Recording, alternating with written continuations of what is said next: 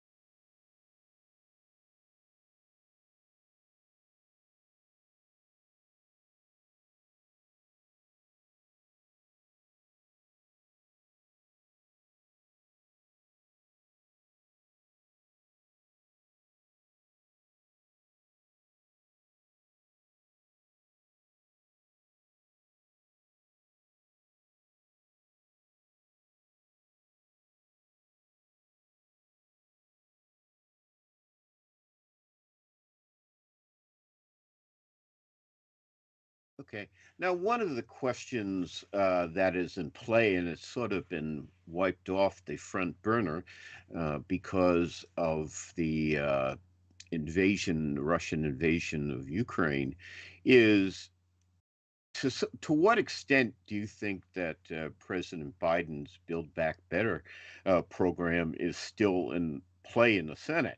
Uh, for instance, childcare was a big part of Build Back Better, and apparently, from things that I've read and heard, that was actually Senator Joe Manchin's major objection to the Build Back Better package was the child care element in it, along with the environmental part of it, and probably about a dozen other things too, I guess. But to what extent, is there any hope that some elements of, if not the whole package of Build Back Better, is still alive in the Senate after all of this?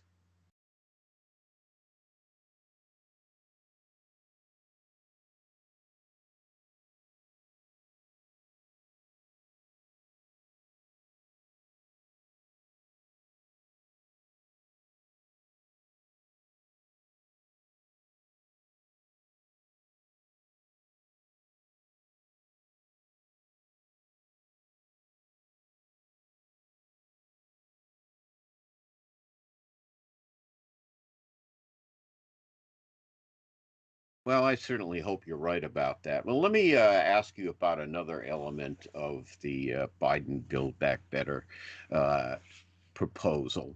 Uh, a lot of the money, in fact, the single biggest budget item, if I'm not mistaken, was to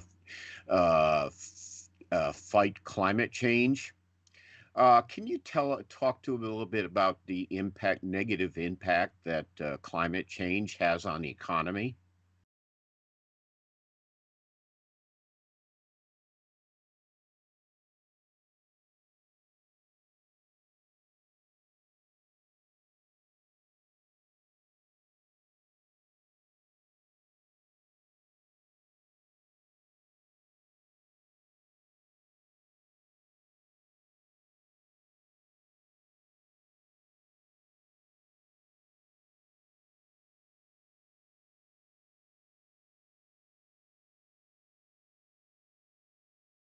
Okay.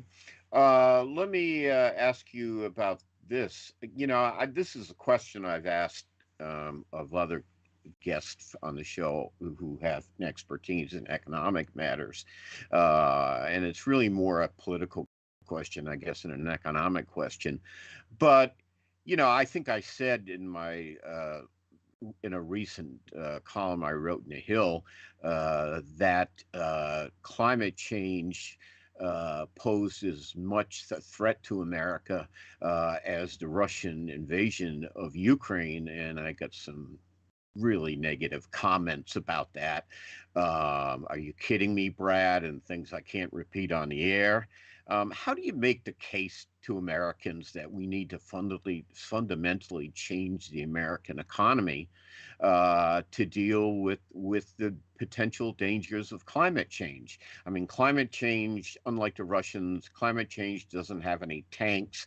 They don't have any hypersonic missiles, but they pose as much or more as a threat to the United States and its future well-being as the Russians do. So how do you make that case with Americans? I mean, Americans, when you ask them to poll, say they are concerned about climate change and the damages it could be. But when you ask people, what they really worry about, and, it's more things like inflation, how do you make that case to the American public?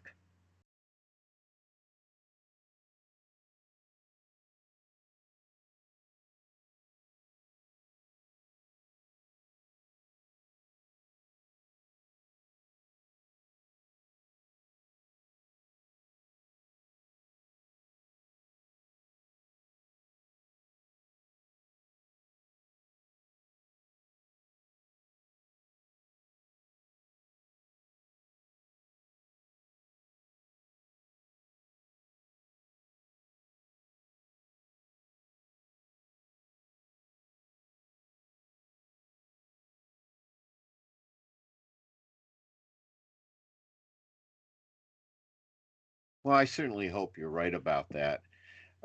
What else is there on the economic agenda that you think that the administration should be pursuing?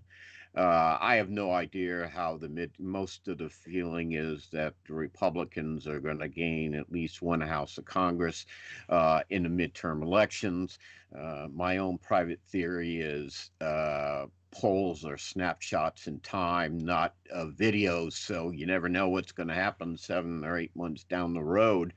But what economic initiatives do you think the Biden administration should look into that aren't, even a part of Build Back Better now?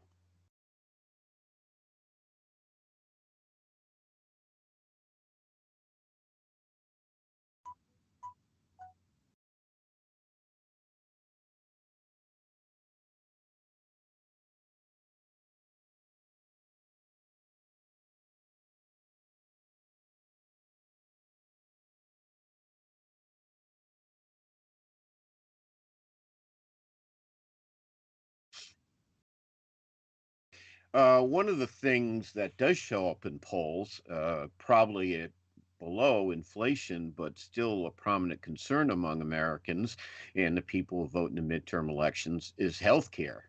Now, what was there or is there in Build Back Better that would reduce the financial burden that healthcare places on the American public? Because that is a big concern with the public.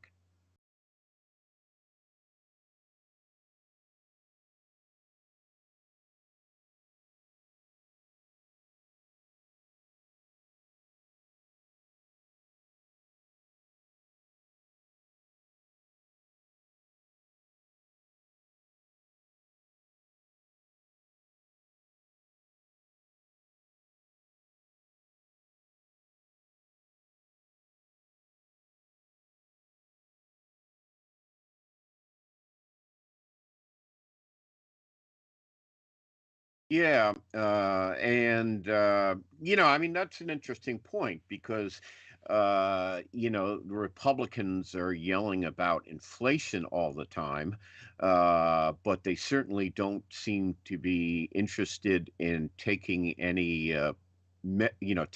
steps to reduce medical costs. I mean, lowering the cost of prescription drugs, allowing Medicare recipients to receive aid for dental, eye, and hearing care. That would seem to be a great way to help Americans deal with the inflationary uh,